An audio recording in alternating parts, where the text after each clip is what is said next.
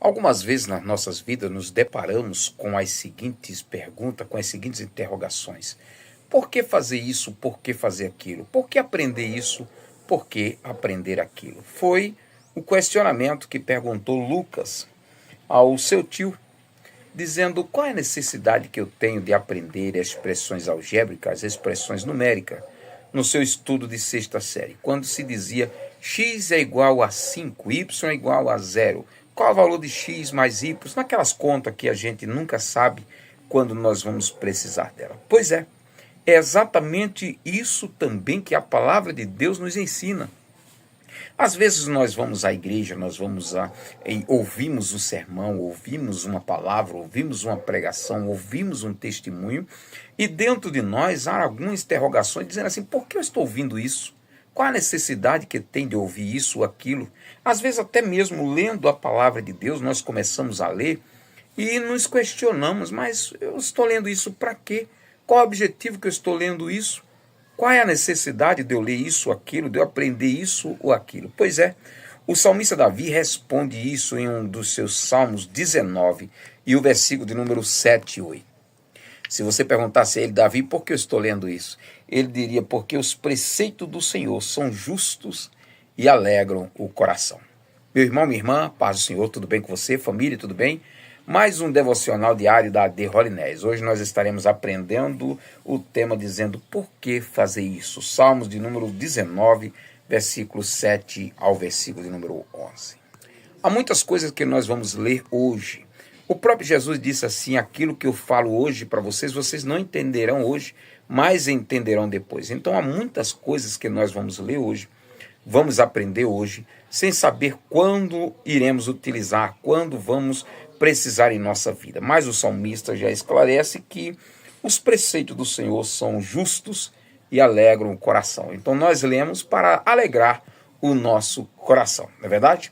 Meus irmãos, agora vamos lá para o livro de Josué, capítulo de número 13 até o capítulo de número 15. No capítulo de número 13, Deus chama Josué e diz, Josué, você já está ficando velho, você está com quase 120 anos de idade. E vocês conquistaram muita terra, muitas nações vocês já conquistaram, porém Josué ainda tem muita terra para vocês conquistar. E Deus traça para Josué, olha, tem essa terra, né? Entre elas tem duas grandes nações aí que vocês precisam conquistar.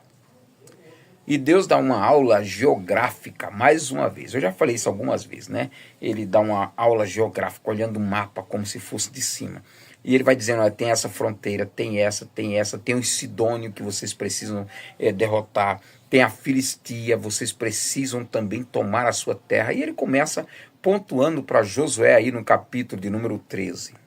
Mostra também as partes da terra que foram repartidas entre as 11 tribos de Israel. 11 por quê? Porque a tribo de Levi, eles não tinham parte na terra, né? Eles só tinham um local onde ele ia morar, e os locais onde eles deveriam colocar os animais para pasto, né? Mas a herança deles, a herança do povo levita, era o Senhor. Então aí o texto bíblico mostra como foi repartida essa terra, e o que eu achei interessante também aí, a Bíblia diz que, capítulo 13, versículo de número 22, lembra aquele homem chamado Balaão, que Balaque mandou dinheiro para oferecer, lá no livro de Números, capítulo de número 23, né? Começa o capítulo 21 ao 23, conta a história de Balaão. A Bíblia mostra ali que ele chegou até a profetizar, mas aqui o texto é claro, eles mataram Balaão, filho de Peor, que era adivinho. Então precisamos ter muito cuidado, e há um dom que precisamos ter na igreja hoje, que é o dom de discernimento de espírito. Há pessoas que estão profetizando sem ser profeta, é adivinhação. Precisamos ter muito cuidado e o discernimento para entender quando é uma profecia e quando é adivinhação. Há muita gente aí que estão adivinhando até a data do nascimento que você nasceu, o número do CPF, o número da tua casa, o número da tua rua. Isso é espírito de adivinhação. Deus não está preocupado em saber o teu número de CPF, o teu endereço, a tua rua, o teu bairro, não. Isso é adivinhação, precisamos tomar muito cuidado com isso. Mais uma vez no capítulo número 14, os israelitas recebem as suas porções da terra. E mais uma vez o texto bíblico é claro, os levitas eles não recebiam, mais uma vez fala aqui, isso é muito importante a gente notar. Os levitas eles só recebiam o local onde eles iam morar, mais uma vez, e os lugares onde eles iam colocar os gado para pastar, mas eles não tinham nada. Aí a Bíblia diz que daqui a pouco, nesse capítulo número 14, chega aquele jovem chamado Caleb, agora com 85 anos de idade. 45 anos depois, ele chega perto de Josué e disse: Josué, você lembra quando nós viemos ali a gente fomos espia de Moisés, a gente fomos espiar a terra, voltamos na presença do Senhor, 10 dos nossos se rebelaram, os quais morreram no deserto, mas eu não. Eu fui um homem fiel, que eu amei o Senhor, honrei a palavra do Senhor, trouxe boas informações sobre a terra, e quando aconteceu isso, Moisés prometeu que eu ia morar aqui nas Campinas, ia morar nos altos. Então eu vim reivindicar esse direito. E a Bíblia diz que Josué disse: não, eu lembro. E o Caleb ainda diz assim: naquela época, naquela região, habitavam os valentes, habitavam lá os enaquins, os guerreiros, homem grande, gigante, e eu expulsei, né? O Senhor era comigo, eu expulsei. Então hoje eu vim reivindicar o direito daquela terra. A Bíblia diz que Josué ora por ele, abençoa e dá aquela parte da terra para ele. Que coisa linda, né? Aí vem no capítulo número 15, mais uma vez, uma aula geográfica aí sobre as repartições da terra. Vale a pena a gente olhar isso no mapa. Quando tiver um tempo, abre o mapa antigo e você vai ver as desmarcações aí de todas as tribos, quais são as áreas que as tribos ganhou, né? Quais eram as áreas que eles conseguiam. Há um adágio aí, não sei se você já ouviu esse adágio, que diz assim: quem não chora, não mama. Isso não é bíblico, a Bíblia diz diferente. A Bíblia diz assim: pedi, pedi, dá-se-vos-á.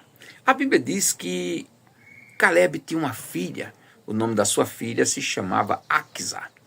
E a Bíblia diz que Caleb abriu a boca e disse assim: olha, aquele que vencer a cidade de Kiriat Sefer vai casar com a minha filha. Irmão, eu não sei o que tem a filha de Caleb, mas a Bíblia diz que os soldados se levantaram, vamos lá.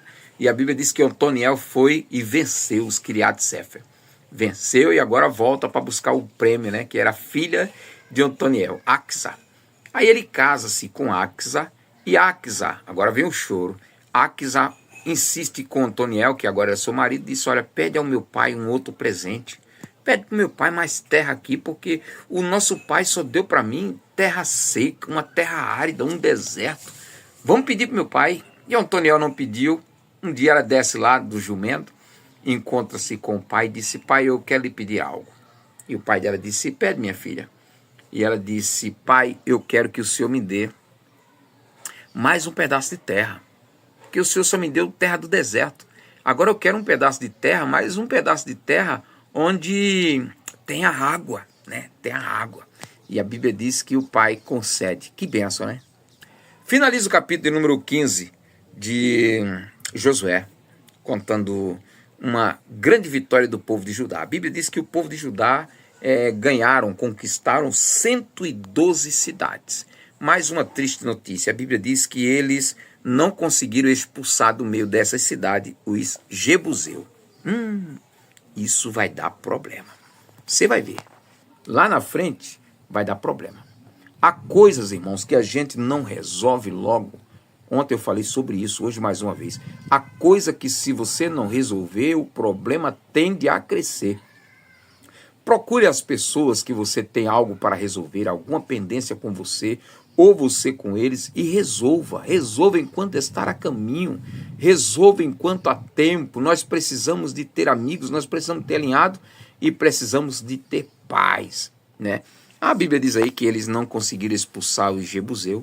Isso vai dar problema, você vai ver. Nos próximos capítulos vai desenvolver os problemas aí que os jebuseus vão ser para esse povo. Muito bem. Finalizando aí agora no Novo Testamento, no Evangelho de Lucas, a Bíblia diz que Isabel estava grávida.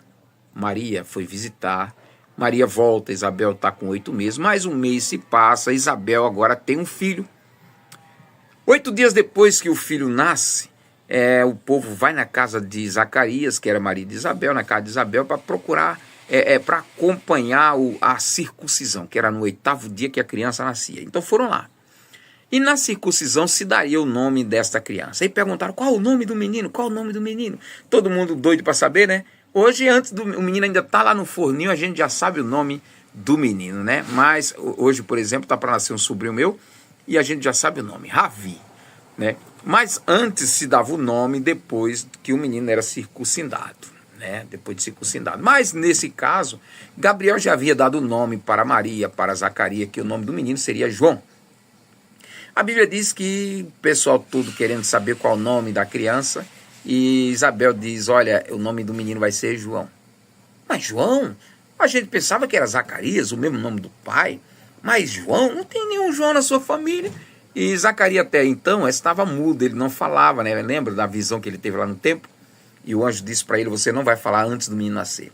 Agora o menino já nasceu, aí João pede uma tabuinha para ele escrever qual é o nome do menino. Quando ele pega uma tabuinha, ele escreve João, o nome do menino vai ser João.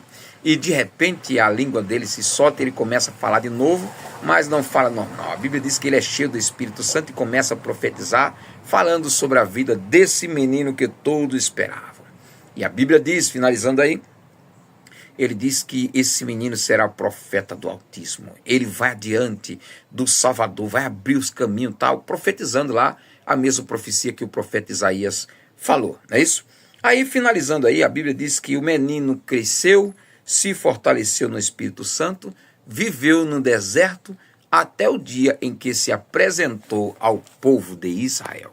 E a Bíblia diz que todos que estavam lá ficaram pensando, né, dizendo, que será esse menino? Nos próximos capítulos, você vai saber quem ele é.